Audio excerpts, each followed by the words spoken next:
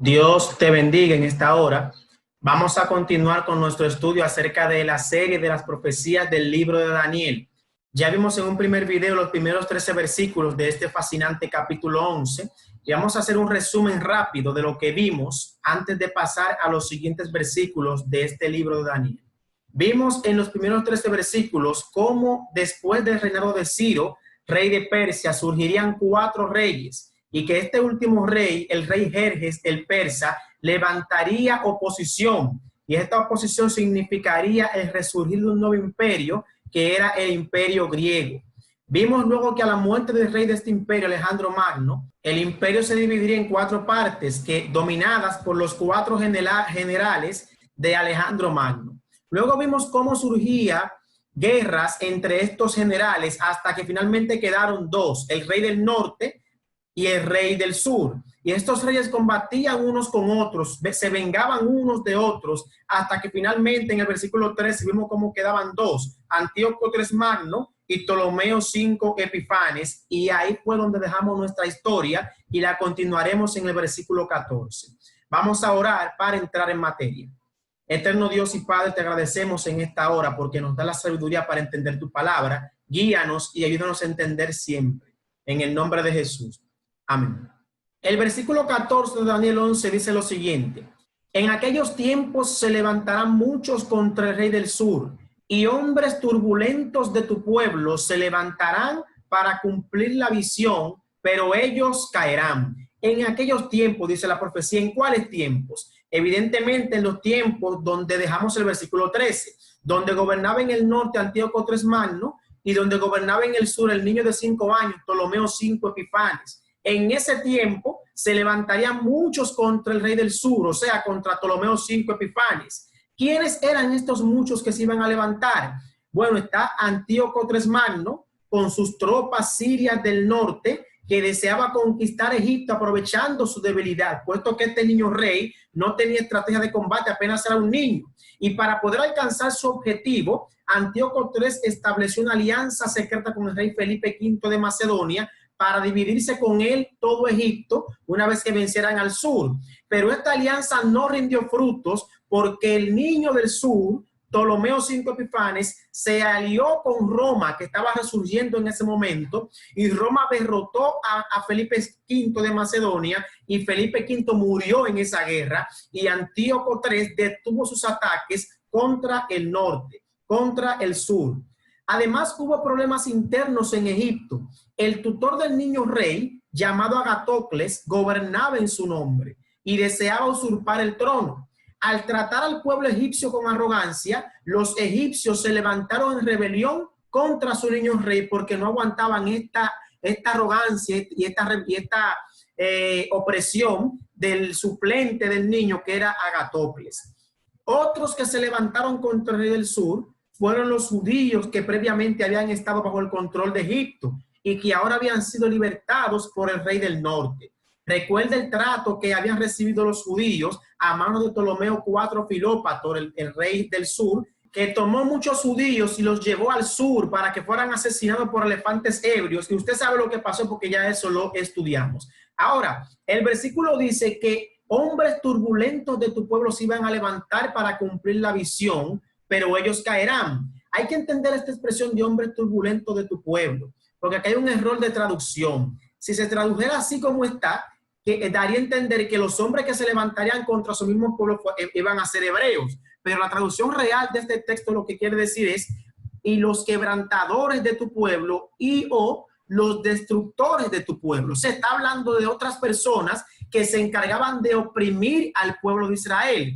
Evidentemente en este tiempo solamente 3 poderes fueron opresores de los judíos. El primero fue el reinado del sur en Egipto. Oprimían a los judíos, como ya vimos anteriormente, pero estos fueron libertados del yugo del sur gracias al rey del norte. Pero luego el norte iba a oprimir también a los judíos a través de Antíoco IV Epifanes, pero también estos serían libertados del norte con la aparición de Roma en escena. Pero en un futuro también Roma iba a oprimir a Israel, inclusive iba a matar al Mesías. Y ya usted sabe la historia. Ya luego también ellos, aunque Roma lo destruyó, Roma desapareció del escenario opresor en el pueblo de Israel. todos, aunque oprimieron a Israel, tanto el norte, el sur como Roma, todos en un futuro fueron cayendo uno por uno, tal como lo presentaba la profecía del versículo 14. El versículo 15 dice lo siguiente: vendrá pues el rey del norte y levantará baluartes y tomará la ciudad fuerte, y las fuerzas del sur no podrán sostenerse, ni sus tropas escogidas, porque no habrá fuerzas para resistir. En esta parte tenemos un rey nuevo en escena en el norte. Tenemos a Antíoco IV Epifanes y todavía en el sur se mantenía Ptolomeo V Epifanes. Aquí se describe la campaña militar de Antíoco IV Epifanes en el 169 a.C. contra Egipto. El foco de esa campaña se centraba en torno a la ciudad de Pelucio, la ciudad más grande que guardaba la entrada al delta oriental de Egipto. Pelucio cayó ante las tropas de Antíoco IV Epifanes durante la campaña y así conquistó la mitad oriental del delta. Entonces regresó a Siria para el invierno del 168 y este fue un error grave en su estrategia y dio pie a la introducción del siguiente poder en la profecía, que era Roma. De manera que aquí se está describiendo el ataque de Antíoco IV Epifanes a la ciudad de Pelusia en el sur, donde tomó dominio de ella y no encontró oposición. El versículo 16 dice: y el que vendrá contra él hará su voluntad, y no habrá quien se le pueda enfrentar, y estará en la tierra gloriosa, la cual será consumida en su poder. Aquí vemos ya la aparición de un nuevo poder en escena. Las tropas del norte habían sido frenadas por Roma gracias a la alianza que tenía el sur con Roma. Roma detuvo el ataque de Antíoco Epifanes, marcándole una línea en su territorio y diciéndole que si pasaba esa línea iba a ser destruido con toda su gente. Antíoco, por temor, no continuó su ataque al sur y se fue al norte, dejándole el camino abierto a los romanos. Entonces aquí ya se presenta el nuevo resurgir de un imperio o la aparición de Roma en escena. ¿Cómo sabemos que aquí se presenta un nuevo poder? Por varias expresiones. La primera es que el texto dice, y él vendrá. ¿Por qué es importante esto? Porque es una expresión utilizada en la introducción de esta profecía, el capítulo 10 de Daniel, cuando Gabriel contendía con el príncipe de Persia. ¿Recuerdan eso?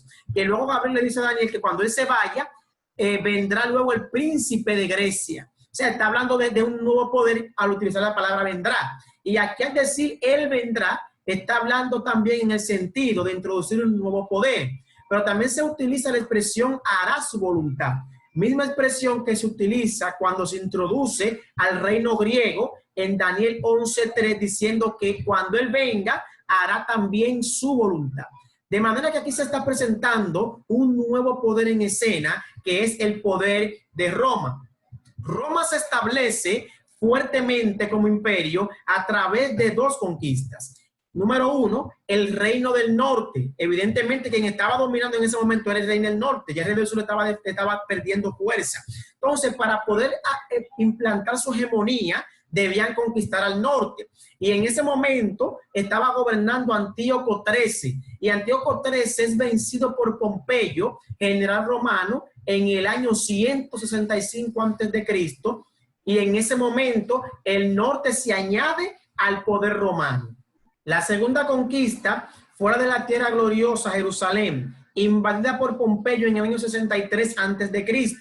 Durante la conquista murieron unos 12,000 judíos y tras la guerra, Pompeyo destruyó los muros de Jerusalén y decretó impuestos sobre los hebreos. Así fue como Jerusalén cayó en las garras de Roma. Así estuvo hasta ser consumida por completo en el año 70 mediante el general Tito del ejército romano. El versículo 17 dice lo siguiente: afirmará luego su rostro para venir con el poder de todo su reino, y hará con aquel convenios, y le dará una hija de mujeres para destruirle, pero no permanecerá ni tendrá éxito. Aquí ya continuamos con lo que es Roma en el escenario, y nos está hablando de Julio César, el primer gobernador que tuvo Roma en ese momento, y de Ptolomeo VII, que estaba gobernando en el sur, en Egipto. Y la historia nos cuenta que en ese momento histórico, Cleopatra VII había heredado el trono con tan solo 18 años de edad, junto con su hermano Ptolomeo XIII, de tan solo 12 años, a la muerte de su padre Ptolomeo VII. Su padre había dejado como tutor de ambos al gerente de Roma, que en ese momento era Pompeyo. En ese tiempo, cuando Pompeyo era el guardián de los tiernos herederos de Egipto, surgió una disputa entre Pompeyo y Julio César que tuvo su clímax en la batalla de Farsalia. Pompeyo huyó a Egipto, a donde fue asesinado, y Julio César asumió la custodia romana de Cleopatra y su hermano Ptolomeo. La astuta Cleopatra en ese momento conoció la debilidad de Julio César y desarrolló un plan para persuadirle de que tomara partido por ella, de que hicieran una alianza. Por eso el texto habla de que se hará convenios, y el convenio se iba a hacer entre Julio César, el rey de Roma, o monarca romano en ese momento del norte, y Cleopatra en el sur. Entonces, ¿qué hizo Cleopatra?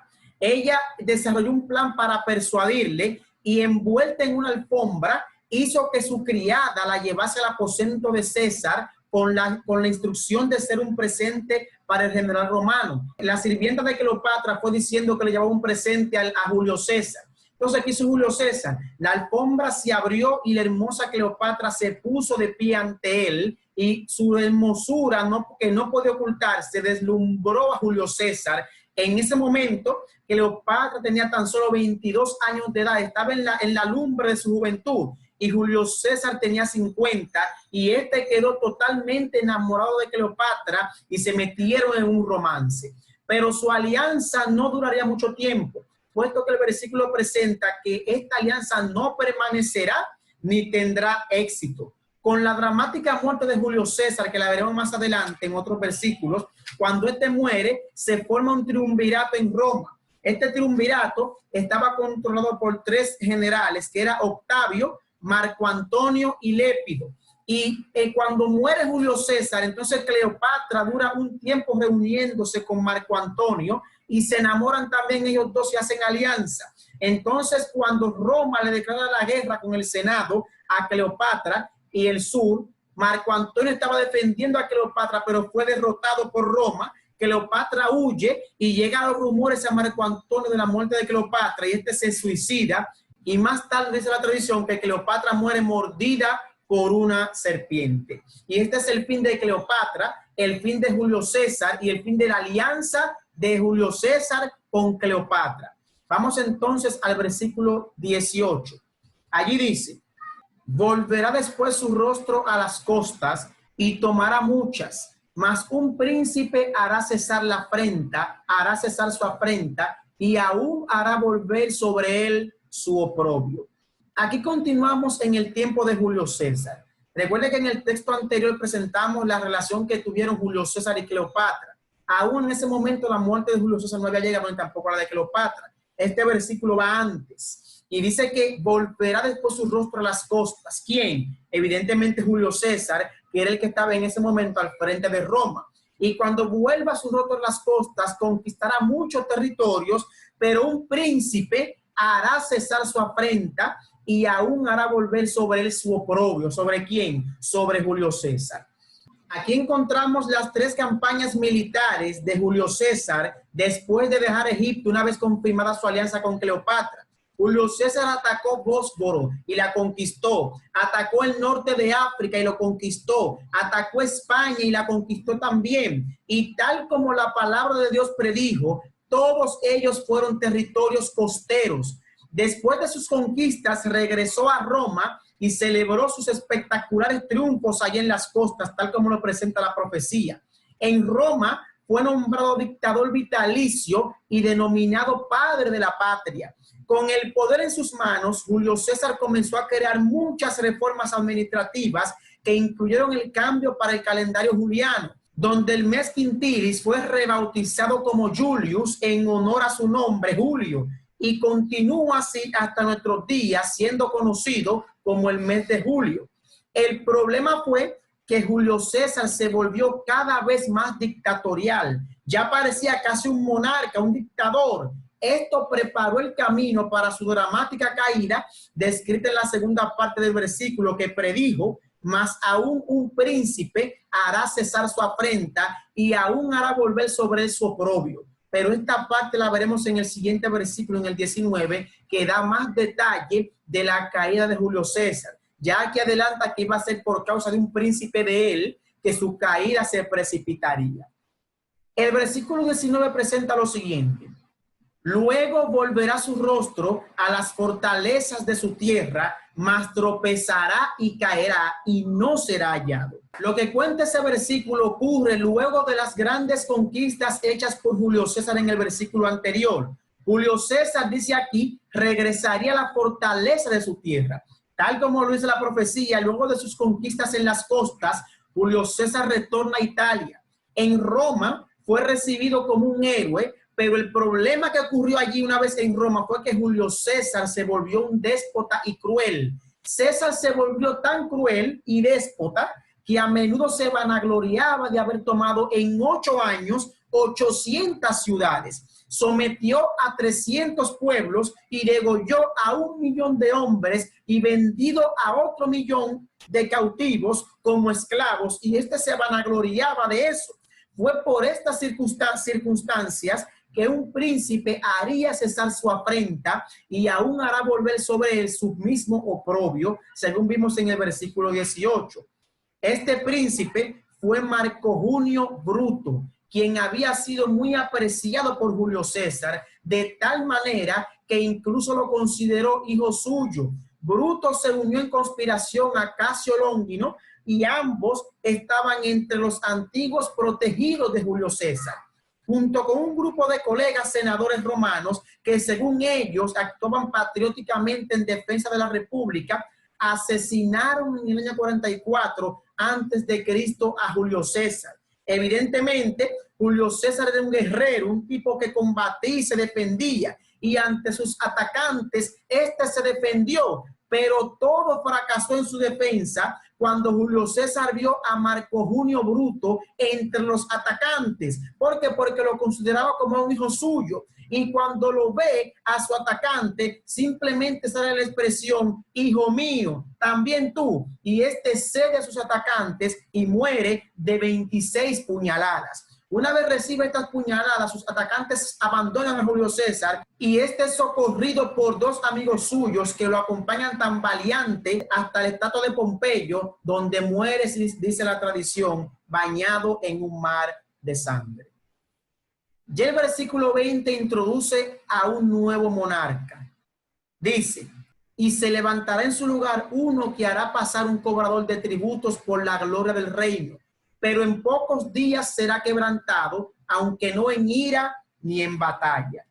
Aquí en este versículo entra ya otro monarca en escena. Recuerden el triunvirato que se armó una vez muere Julio César, que ya mencioné cuando la muerte de Cleopatra. Este triunvirato, repito, estaba compuesto por Octavio, Marco Antonio, que falleció juntamente con Cleopatra en la rebelión contra Roma, y Lépido. Fue Octavio quien asumió el trono a la muerte de Julio César. Era sobrino de César, y cuando asume el trono pasa a llamarse Augusto César y se convierte en el primer emperador de Roma, que inició la fase conocida como la Roma imperial. La siguiente parte que menciona el versículo es la gloria de este reino. La gloria del reino. Era la hora en ese momento más esplendorosa de Roma, que vivía una época de paz, justicia, disciplina y deseo de saber, como también tenía un refreno del lujo. Fue durante el reinado de Octavio o Augusto César donde Roma vivió su cumbre como lo más fuerte del imperio. En ese momento todo el imperio gozaba de paz en todos los contornos, pero también otra cosa se le acuña a la gloria de César.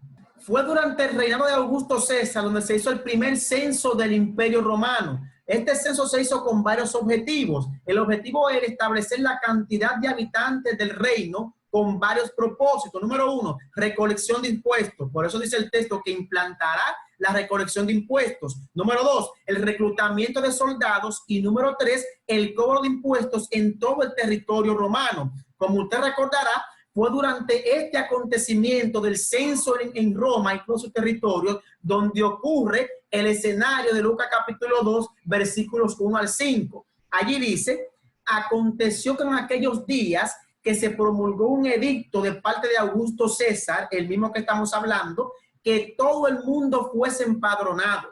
Este primer censo se hizo siendo Cirenio, gobernador de Siria, e iban todos a ser empadronados, cada uno a su ciudad.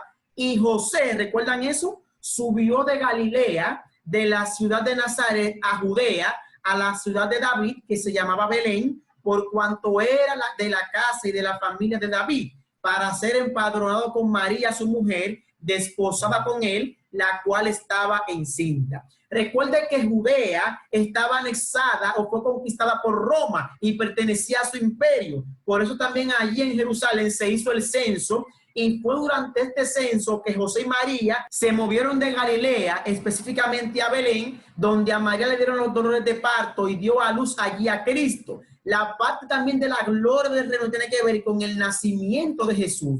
Fue durante el reinado de Augusto César, donde Cristo nace y su imperio se llena también de esta gloria, de este nacimiento de Cristo. Por eso dice Juan capítulo 1, versículo 14, y aquel verbo fue hecho carne y habitó entre nosotros, y vimos su gloria, gloria como del unigénito del Padre, lleno de gracia y de verdad. Augusto vivió el privilegio de que durante su gobierno en Roma, cuyo dominio se extendían hasta Jerusalén, nació el Mesías también, la gloria de todo el universo.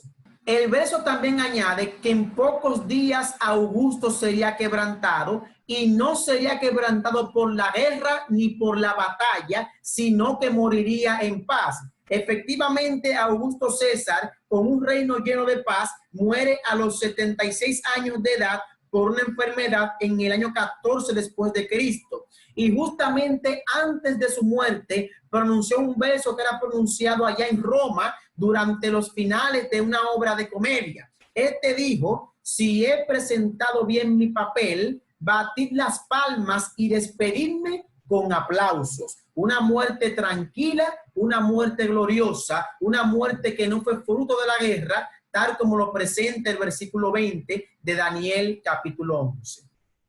El versículo 21 presenta el sucesor de Augusto César. Allí dice: y le sucederá en su lugar un hombre despreciable, al cual no dará la honra del reino, pero vendrá sin aviso y tomará el reino con halagos. Aquí se presenta el sucesor de Augusto, que es Tiberio César. Tiberio César no estaba en la sucesión del reino, pues era tan solo un hijastro de Augusto César, hijo de Livia, la tercera esposa de Augusto. Todos los que eran sucesores al trono luego de Augusto habían muerto, solo quedaba Tiberio. Pero había un problema. Augusto en vida detestaba a su hijastro, quien había sido adoptado formalmente por los defectos de su personalidad, y no quería que fuera el siguiente César. Tiberio era un hombre cruel, era un hombre malo. Nadie quería saber de Tiberio, no era solamente Augusto. A la muerte de Augusto, Tiberio asumió el reino a los 55 años de edad, y su reino fue muy aterrador. Pero el texto dice que lo tomaría con halagos el reino. Tiberio sabe muy bien que el Senado, al igual que Augusto, no lo quería como sucesor. Entonces él debía buscar una estrategia para que lo nombraran como sucesor de Augusto César. Aunque el Senado le temía, el temor no era suficiente, porque la última palabra la tenía el Senado. ¿Qué hizo Tiberio? Manipuló al Senado y no permitió que éste le nombrara emperador hasta transcurrido casi un mes desde la muerte de Augusto. Argumentó ante el Senado que nadie sino Augusto era capaz de llevar la carga de gobernar el Imperio Romano, y solicitó a los senadores que restablecieran la república y confiaran esa autoridad a un grupo de hombres más bien que a uno solo. Evidentemente, a Tiberio lo que estaba haciendo creer que él interesaba el bienestar del imperio, pero no, quería vender una imagen que todo el mundo sabía que él no tenía. Así que el Senado no le tomó la palabra, y más por temor que por deseo, nombraron a Tiberio César gobernador, y este se convirtió en el segundo emperador del reino de Roma luego de Augusto. La Biblia menciona a Tiberio, y lo menciona en Lucas capítulo 3, versículos 1 y 2. En el año 15 del imperio de Tiberio César, siendo gobernador de Judea Poncio Pilato, y Herodes tetrarca de Galilea, y su hermano Felipe tetrarca de Iturea y de la provincia de Traconite, y Lisanias tetrarca de Abilinia, y siendo sumo sacerdote Anás y Caifás, vino palabra de Dios a Juan, hijo de Zacarías, en el desierto. Fue durante el reinado de Tiberio César donde Juan salió a bautizar, donde Juan bautizó a Cristo en el año 27 de nuestra era. Ahora, el versículo 22 narra algo interesante de Tiberio. Dice, las fuerzas enemigas serán barridas delante de él como una inundación de aguas. Serán del todo destruidos junto con el príncipe del pacto. La primera parte de este versículo describe las victoriosas acciones militares de Tiberio César, quien se convirtió en uno de los más grandes generales de toda Roma. La historia cuenta las campañas que realizó en Polonia, Ilírico, Recia y Germania, además de las represalias salvajes, como por ejemplo la aniquilación de una rebelión provincial. De esta manera destruyó, como dice el versículo, del todo a sus enemigos, y con sus legiones inundaba y barría tropas enemigas. Además, instigaba a la guerra civil para impedir la unificación de las tribus en Germania. Tras la muerte del hijo de Tiberio, la calidad de su gobierno declinó y su reino terminó en el terror. Tiberio fue un rey que, aunque bueno en la batalla, plantó el terror en todas las provincias del Imperio Romano. Fue durante el reino de Tiberio que ocurrió la muerte de Jesucristo en el Calvario. Por eso presenta el texto que era durante su reinado que moriría el príncipe del pacto. ¿Quién es este príncipe? Esto lo vimos en Daniel capítulo 9. Recordemos que Daniel capítulo 9 utiliza dos palabras para príncipe, y una de estas es Nagid, que presenta la posición de este príncipe no en el cielo, sino en la tierra, presentando aquí el momento de la estadía de Cristo aquí en la tierra. Y es esta misma palabra que se utiliza en este versículo, príncipe del pacto o Nagid, la estadía terrenal de Cristo mientras estuvo aquí cumpliendo su misión de morir por la raza humana. Génesis 22 presenta el pacto que Dios hizo con Abraham, prediciéndole que en su simiente serían benditas todas las familias de la tierra. Esta simiente, presenta Pablo en Gálatas 3:16, era Jesucristo. Fue durante este reino que Cristo fue crucificado y muere en la cruz del Calvario. Ahora, durante el reino de Tiberio César, quien llegó a ser recordado como un oscuro, recluido y sombrío gobernante, Jesucristo fue crucificado en el año 31. Recuerde que los romanos eran los quebrantadores de tu pueblo. ¿Recuerdan eso? El Hijo de Dios fue asesinado con el visto bueno de Poncio Pilato y Herodes también, detrás de los cuales reinaba el emperador Tiberio César.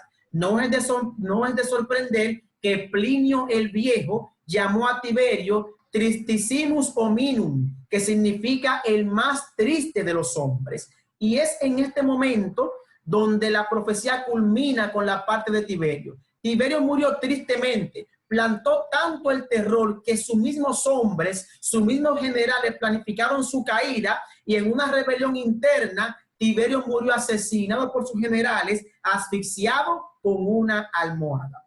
Vamos a dejarlo hasta aquí con la culminación del imperio de Tiberio en Roma. Vamos a dejar los siguientes versículos para un próximo video para no cargarlo de información. Recuerda compartir esto con otros, recuerda suscribirte si no lo has hecho, y recuerda que la bendición de este asunto no es simplemente conocerlo, sino también compartirlo con otros. Comparte este mensaje con otros, muéstrale a otros la verdad de la palabra de Dios. Dios te bendiga, Dios te guarde.